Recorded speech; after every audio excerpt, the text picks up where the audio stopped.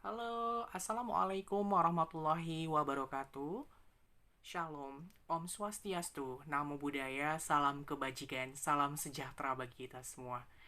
Pada hari ini, perkenalkan saya Robikal Muntah Meliala sebagai dosen pengampu mata kuliah komunikasi massa. Senang sekali menjumpai Anda, mahasiswa dan mahasiswi Universitas Bina Sarana Informatika, tepatnya pada program studi S1 Ilmu Komunikasi di mata kuliah komunikasi massa. Dan insya Allah selama satu semester ke depan kita akan berjumpa dengan pokok bahasan tertentu. Dan pada hari ini kita akan membahas tentang urgensi komunikasi massa bagi mahasiswa dan mahasiswi ilmu komunikasi dan juga pengertiannya. Teman-teman, apa kabar semua? Semoga Anda dalam keadaan baik dan sehat selalu dan makin produktif berkarya dari hari ke hari. Di pertemuan pertama kita akan awali dari pengertian rumus formula apa itu komunikasi yang dikemukakan oleh Harold de Lasswell yang merupakan fisikawan. Beliau mengungkapkan bahwa yang dimaksud dengan communication is who say what in which channel to whom and with what effect. Yang maksudnya adalah komunikasi adalah rangkaian kegiatan yang terdiri atas formula siapa yang mengatakan pesan apa, melalui saluran apa, kepada siapa, dan apa efeknya. Harold de Lasswell ini menciptakan suatu formula satu garis yang mengungkapkan bahwa komunikasi adalah kegiatan berjalan satu arah yang dimulai dari komunikator, itu siapa yang ngomong mula-mula, lalu pesannya apa, lalu disampaikannya melalui saluran atau media apa, kepada siapa dia ngomong atau komunikannya siapa, dan apa efeknya. Sementara Onong yang merupakan praktisi komunikasi dari Indonesia mendefinisikan bahwa komunikasi adalah proses penyampaian pesan oleh seseorang kepada orang lain untuk memberitahu, mengubah sikap, pendapat, atau perilaku baik secara lisan langsung ataupun tidak langsung melalui media. Pada intinya, Onong lebih menyoroti kepada proses penyampaian pesan dari seseorang kepada orang lain. Lalu, jika kita menilik komunikasi itu sendiri, komunikasi adalah konteks kajian ilmu yang dapat dilihat dari berbagai sudut pandang dan sangat luas. Bisa dimulai melalui dengan komunikasi intrapersonal, yaitu komunikasi yang terjadi ketika kita berbicara dengan diri sendiri, itu disebut dengan intrapersonal. Lalu level kedua adalah komunikasi interpersonal, yaitu komunikasi yang terjadi ketika kita berbicara dengan orang lain. Lalu ada komunikasi kelompok, berarti komunikasi yang dilakukan oleh satu orang ataupun beberapa orang kepada sejumlah kelompok orang, baik itu kelompok kecil maupun kelompok besar, yang bisa dimulai dari jumlah 3 sampai dengan 8 orang atau bahkan lebih dari 8 orang itu. Dan komunikasi juga dapat naik ke level berikutnya, yaitu komunikasi organisasi, yaitu komunikasi yang memang ditujukan untuk kepentingan sejumlah orang banyak dalam mengendalikan suatu proses operasionalisasi sesuai visi dan misi tujuannya, gitu ya. Nah, yang sedang kita pelajari sekarang pada mata kuliah ini adalah komunikasi massa. Apa itu komunikasi massa? Tentu komunikasi yang dilakukan melalui bantuan distribusi media massa kepada sejumlah banyak orang. Dan jika kita ngomongin tentang mass communication ini adalah komunikasi yang paling kompleks dibandingkan dengan 4 level komunikasi yang tadi sudah saya bahas. Dan lagi-lagi bahwa kita sebagai makhluk sosial tidak bisa menyampingkan kebutuhan kita untuk mengaktualisasikan diri. Nah, salah satunya untuk akses mendapatkan informasi sebanyak-banyaknya yang terjadi pada lingkungan sekitar, bahkan yang jauh dari lingkungan sekitar kita. Maka itu diperlukanlah komunikasi massa yang sifatnya lebih kompleks. Komunikasi yang dilakukan secara serentak, serempak, dan juga dianggap sebagai salah satu bentuk spesialisasi komunikasi. Semakin banyak dijadikan objek studi seiring dengan semakin pesatnya teknologi komunikasi. Nah, mengapa kita perlu belajar komunikasi massa? Without realizing, we are living in the age communication. Moreover, we are student of communications major. Apalagi kita anak ilmu komunikasi. Nah, berarti kita tidak bisa menampik bahwa kita hidup di abad era komunikasi. Apa sih tanda-tanda kita hidup di abad era komunikasi? Yang pertama, kita sekarang berada pada peledakan informasi. Di mana-mana terdapat kegiatan komunikasi massa, kita dapat menghindarkan diri dari kegiatan komunikasi massa.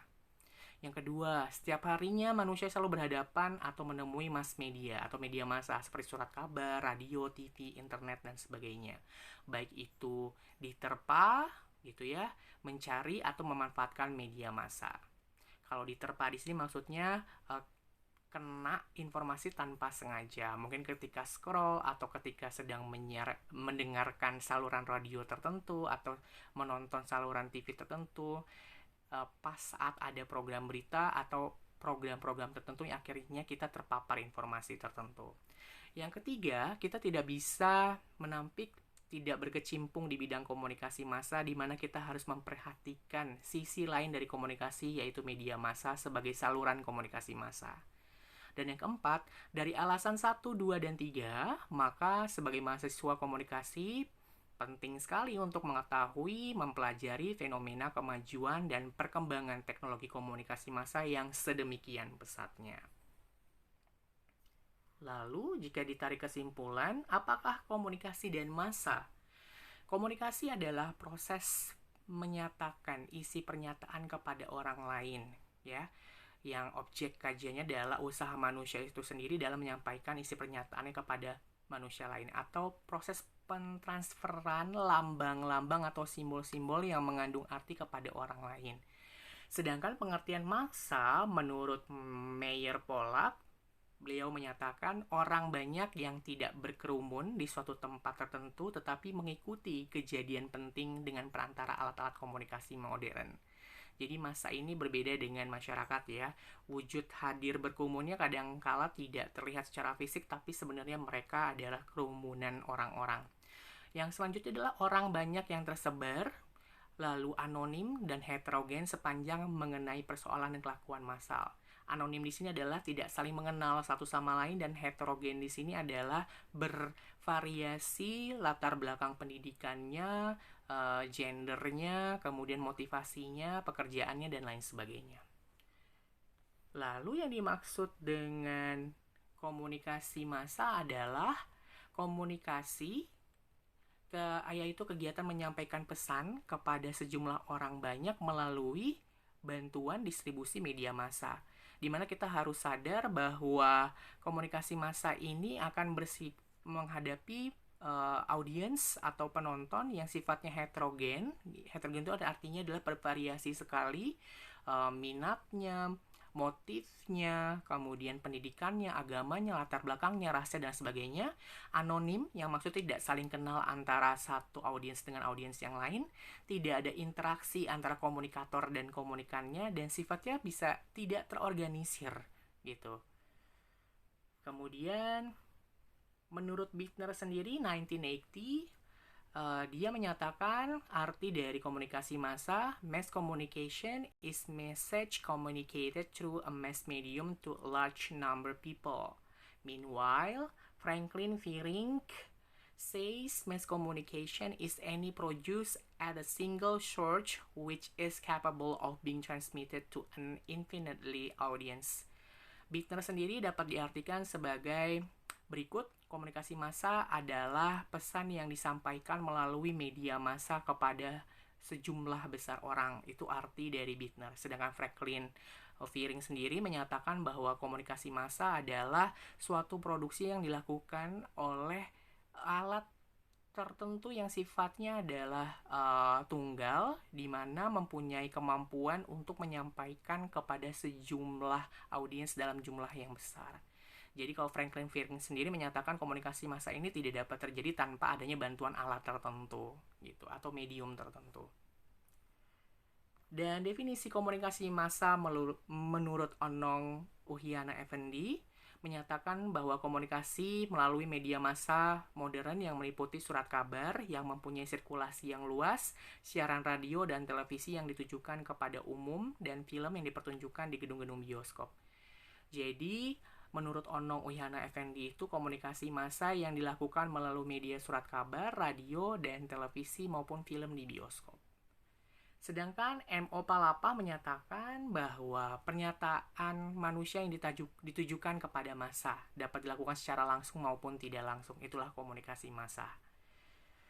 Dan karakteristik massa itu sendiri apa? Seperti tadi yang sudah saya jelaskan juga, sifatnya adalah heterogen, di mana terdiri atas beberapa karakter yang sulit untuk kita kenal secara spesifik. Berbeda latar belakang pendidikan, berbeda agama, berbeda suku, berbeda motif, dan lain sebagainya. Anonim. Dalam komunikasi massa, pasti antara audiens yang satu dengan audiens yang lain tidak saling kenal satu sama lain. Large, yang artinya sangat kompleks atau sangat luas, sangat banyak, dan tidak terbatas.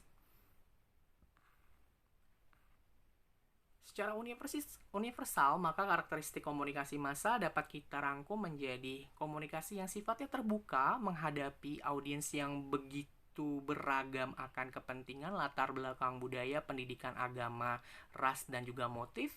Lalu bersifat massal, pesan yang disampaikan sifatnya didistribusikan secara terbuka dan sangat masif dan bukan dalam konteks yang intim atau pribadi.